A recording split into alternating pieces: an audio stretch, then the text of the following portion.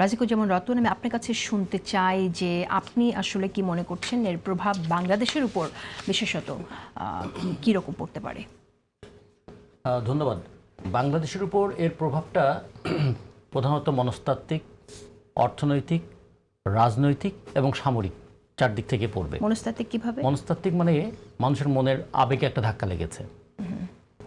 আমরাও আমাদের দেশে একটা ফ্যাসিবাদী শাসনের বিরুদ্ধে লড়াই করেছি, কিন্তু আমরা কি চাইতাম যে ফ্যাসিবাদী শাসনের বিরুদ্ধে লড়াই করছি বাইরের কোনো দেশ এসে আমাদের সরকারকে ধরে নিয়ে যাক? নিশ্চয়ই না, তা চাইতাম না। আমাদের ফয়সালাটা আমরাই করব। ঠিক তেমনি ইরানের জনগণের লড়াই আছে দীর্ঘদিনের। একজন নারী চুল দেখাতে পারবেন কি না, স্কার্ট পরবেন কি পরবেন না, সেটার জন্য 400-500 মানুষ নিহত হতে হয়েছে। তার মানে এই লড়াইটা তাদের অভ্যন্তরে ছিল, এটা তাদের আভ্যন্তরীণ লড়াই। আমরা মনে করি সেই লড়াইয়ে ইরানের জনগণের গণতান্ত্রিক আন্দোলনের সঙ্গে আমরা আছি, কিন্তু তার মানে এই নয় ইরানের একজন নেতাকে বাইরে কেউ বোমা মেরে ফেলবে।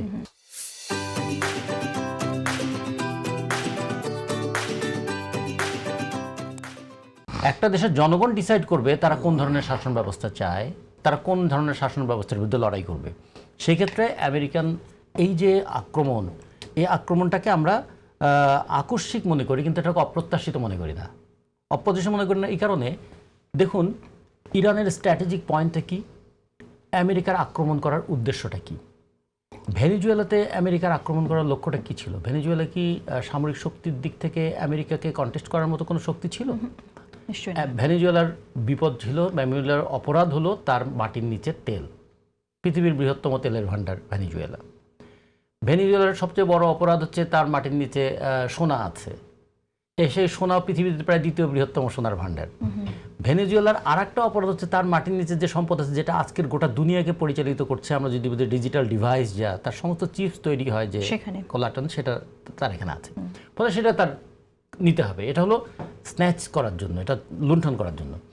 আর ইরানের ক্ষেত্রে আক্রমণের বিষয়টা কি, গোটা মধ্যপ্রাচ্যকে কেন্দ্র করে যে তেল বাণিজ্যটা আছে, এবং মধ্যপ্রাচ্যে ইসরায়েল আমেরিকার যে একটা প্রধান তার যে বলবো লাঠিয়াল বাহিনী শক্তি, তা দিয়ে প্রায় সবগুলোকে সে কন্ট্রোল করতে পেরেছে। বাকি আছে ইরান।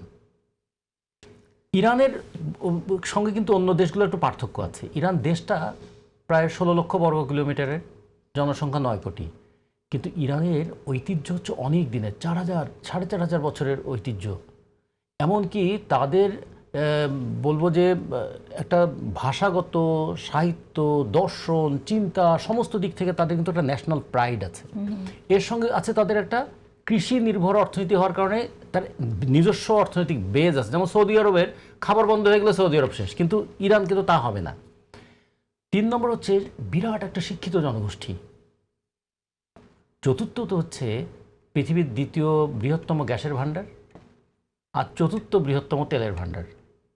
তার চেয়েও গুরুত্বপূর্ণ হলো হরমুজ প্রণালী, যা দিয়ে বিশ্বের যে জ্বালানি তেল সরবরাহ হয়, প্রতিদিন 2 কোটি ব্যারেল তেল ওই জাহাজ দিয়ে এই অঞ্চলগুলোতে যাওয়া আসা করে।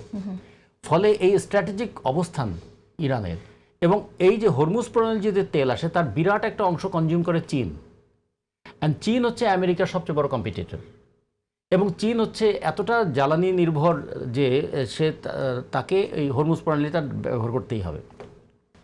চীনের সঙ্গে যখন আবার রাশিয়ার একটা সম্পর্ক হয়, তখন পাওয়ার ব্যালেন্সটা আমেরিকা থেকে একটু শিফট হয়ে যাওয়ার শঙ্কা থাকে।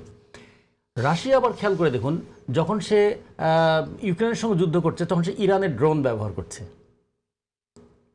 আবার যখন চীন যখন সে মধ্যপ্রাচ্যের বিভিন্ন দেশগুলোতে আমেরিকান ঘাঁটির উপর হামলা করছে, তখন কিন্তু সে আবার চাইনিজ প্রযুক্তিটা ব্যবহার করছে। তার মানে এখানে কীরকম একটা রাশিয়া, চীন এবং ইরান, এবং তার সঙ্গে যুক্ত হয়ে যাচ্ছে ভেনেজুয়েলা।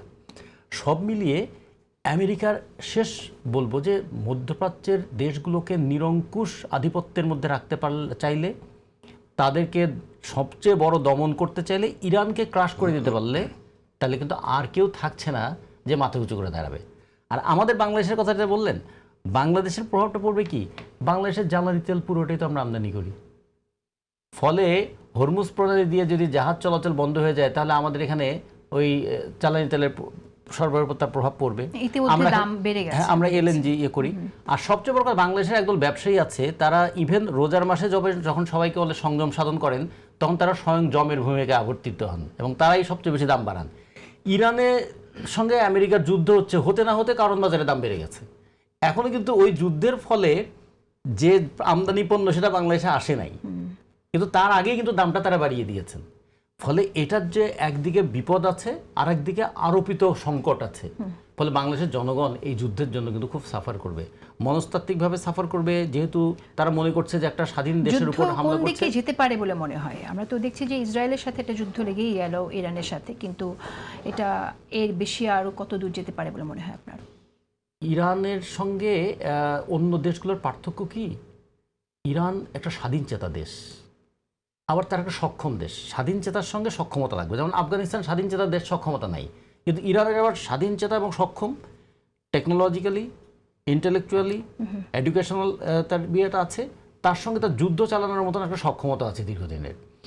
সেই কারণে ইরানকে ক্যাপচার করা এত সহজে হয়তো সম্ভব হবে না। কিন্তু ইরানের আবার এমন কোনো ক্ষমতা নাই যে আমেরিকাকে সে ওভারথ্রো করে দেবে। ফলে কি হবে?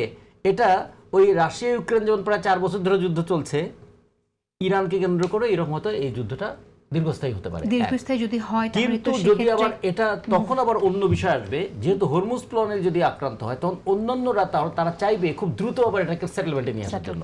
ফলে ইরান যুদ্ধ করতে চাইলেও এই যুদ্ধটা বেশিক্ষণ চলবে না। রাইট।